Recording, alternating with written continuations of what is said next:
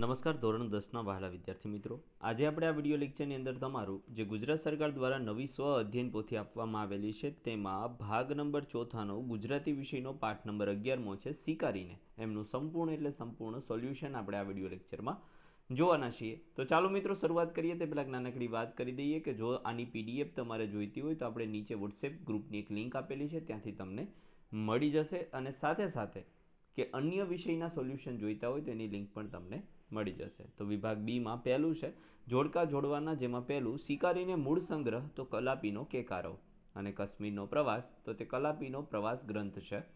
બ છે નીચે આપેલા વિકલ્પમાંથી યોગ્ય વિકલ્પ પસંદ કરી ખાલી જગ્યા પૂરવાની છે, જેમાં પાંચમું પંખીને પામવા કવિ પંખીના ખાલી જગ્યા સાંભળવા કહે છે તો ગીત। છઠ્ઠું છે રહેવા દે આ સંહારતું। સાતમું છે તીરથી મારીને તો માત્ર પક્ષીનું સ્થૂળ શરીર જ તને મળશે। આઠમું સ્વીકારીને કાવ્ય અનુષ્ટુપ છંદમાં રચાયેલો છે। ક છે નીચે આપેલા પ્રશ્નના એક એક વાક્યમાં ઉત્તર આપવાના છે, જેમાં નવમો પ્રશ્ન સ્વીકારીને કાવ્યમાં કઈ ભાવના વ્યક્ત થઈ છે તો આ કાવ્યમાં વસુદેવ કુટુંબકમની ભાવના વ્યક્ત થઈ છે। દસમું કવિ કલાપીના મતે આખું વિશ્વ શું છે તો કવિ કલાપીના મતે આખું વિશ્વ સંતોનો આશ્રમ છે। 11મું કવિ પંખીને પામવા કવિ શું કરવાનું કહે છે તો પંખીને પામવા કવિ પંખીના ગીતો સાંભળવાનું કહે છે। 12મું સૌંદર્ય પોષવું પૂજવું એ પ્રભુનું શું છે તો સૌંદર્ય પોષવું પૂજવું એ પ્રભુનો ઉપભોગ અથવા તો ઉપયોગ છે।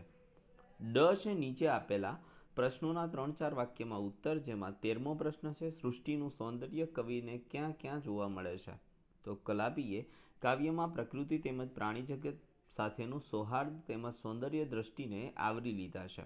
કવિ વૃક્ષો, પક્ષી, ફૂલો, વેલા તેમજ ઝરણામાં સૃષ્ટિના સૌંદર્યને જુએ છે। વૃક્ષો પર કલરવ કરતા પક્ષીઓના ગીતોમાં પણ કવિ સૌંદર્યનો અનુભવ કરે છે।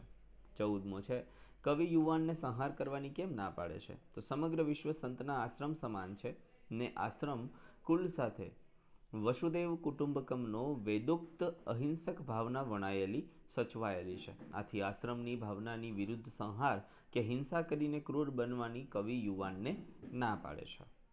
15મો છે નીચેની કાવ્ય પંક્તિ સમજાવો। સૌંદર્યો વેડફી દેતા નાના સુંદરતા મળે, સૌંદર્યો પામતા પહેલા સૌંદર્ય બનવું પડે।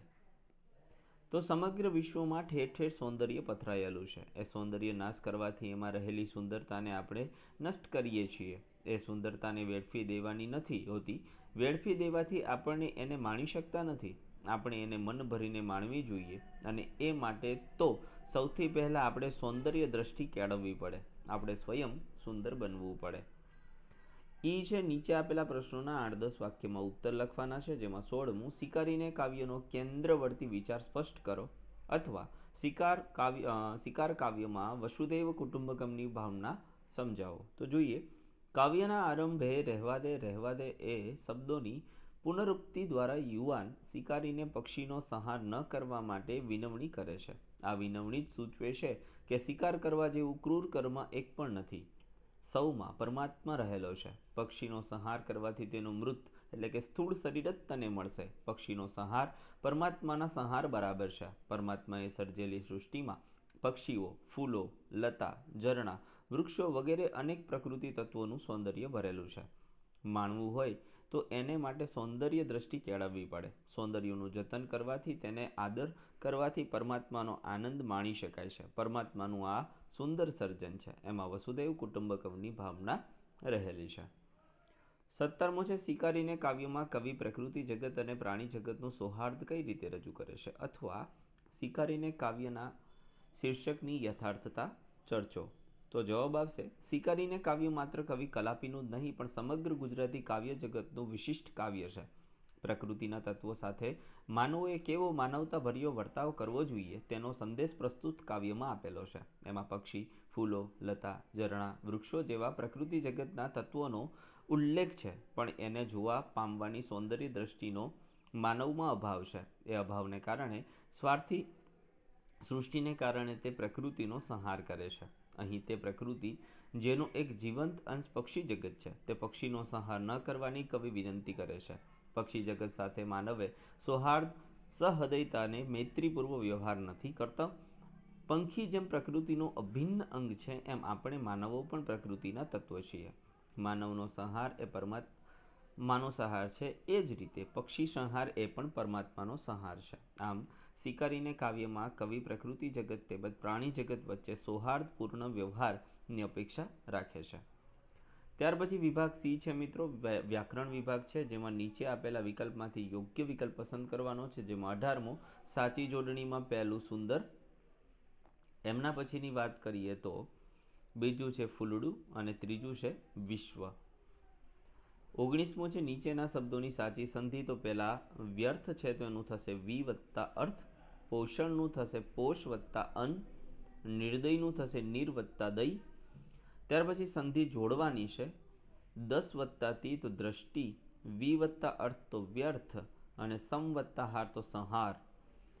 20મો છે નીચેના જે શબ્દો છે એમના સમાસ ઓળખવાના છે. ક્રૂર દ્રષ્ટિ તો કર્મધારય છે, ઉપભોગ તો આવશે તત્પુરુષ. 21મો છે નીચેની પંક્તિઓમાં અલંકાર ઓળખવાના છે, જેમાં પહેલું સૌંદર્ય ખેલવું એ તો પ્રભુનો ઉપભોગ છે, તો એમાં આવશે રૂપક અલંકાર. પંખીડા, ફૂલડા, રૂડા, લતા, આ ઝરણા, તરુ, તો એમાં આવશે શબ્દાનુપ્રાસ અલંકાર. 22મો નીચેના શબ્દોમાં કયો પ્રત્યય રહેલો છે તે જણાવો. સુંદરતામાં પરપ્રત્યય, ક્રૂરતામાં પરપ્રત્યય અને ઉપયોગમાં પૂર્વ પ્રત્યય રહેલો છે. 23મું સમાનાર્થી શબ્દ.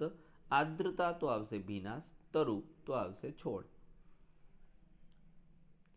લતા તો આવશે વેલ, ખગ તો થશે પક્ષી, ફૂલ તો કુસુમ અને તીર તો સર. 24મો છે નીચે આપેલા વિકલ્પમાંથી સંજ્ઞાનો પ્રકાર. તો સુંદરતા તો ભાવવાચક, સંત તો જાતિવાચક, ઝાડ તો જાતિવાચક અને આશ્રમ તો જાતિવાચક. 25મો છે નીચેના રૂઢિપ્રયોગનો અર્થ. તો આર્દ્રતા છવાઈ જવી તો ખૂબ જ ભીંજાઈ જવું. 26મો નીચેના શબ્દોના વિરોધાર્થી શબ્દ. વ્યર્થ તો થશે સાર્થ, આર્દ્રતા તો શુષ્કતા, ઉપયોગ તો નિરુપયોગ, સંહાર તો સર્જન, પોષવું તો મારવું અને સ્થૂલ તો સૂક્ષ્મ. 27 નીચેના તળપદા શબ્દોના શિષ્ટરૂપ. તહને એટલે તને, મથવું તો પ્રયત્ન, રૂડું તો સારું, ઘટે તો શોભે. 28 નીચેના વાક્યમાં વિશેષણ શોધી તેનો પ્રકાર લખવાનું છે, તો એમાં થશે ક્રૂર દ્રષ્ટિ. તો ક્રૂર છે એ ગુણવાચક વિશેષણ છે. 29મું છે નીચેના વાક્યમાંથી ક્રિયા વિશેષણ શોધી તેનો પ્રકાર લખવાનો છે. તો સૌંદર્ય પામતા પહેલા સૌંદર્ય બનવું પડે, તો એમની અંદર આવશે સમયવાચક ક્રિયા વિશેષણ. પક્ષીને પામવાને તો સાનો તું સુણ ગીતને, તો એ રીતિવાચક છે. તીરથી પામવા પક્ષી વ્યર્થ આ ક્રૂરતા મથે, તો એમાં આવશે રીતિવાચક.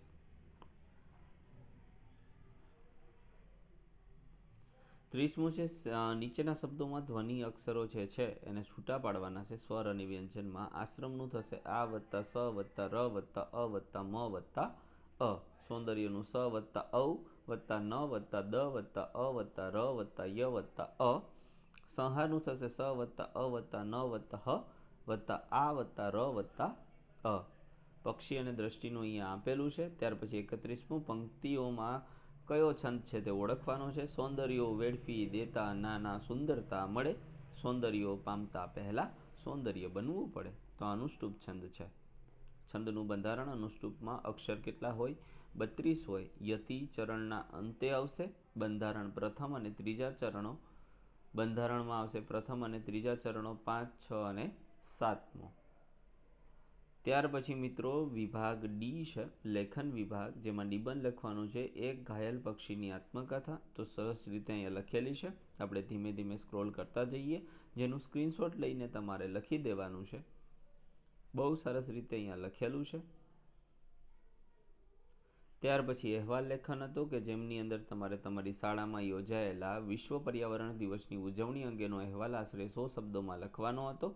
તો એ પણ આપણે અહીંયા સરસ રીતે લખેલો છે. તમે આનો સ્ક્રીનશોટ લઈ લો. ત્યાર પછી આનો પણ તમે સ્ક્રીનશોટ લઈ લો, અથવા વિડીયો લેક્ચર પોઝ કરીને પણ તમે જોઈ શકો છો. તો મિત્રો આ હતું સંપૂર્ણ આપણા પાઠનું solution. Thank you very much. ફરી મળીશું નેક્સ્ટ વિડીયો લેક્ચરની અંદર. ત્યાં સુધી આવજો. જય હિન્દ, જય ભારત.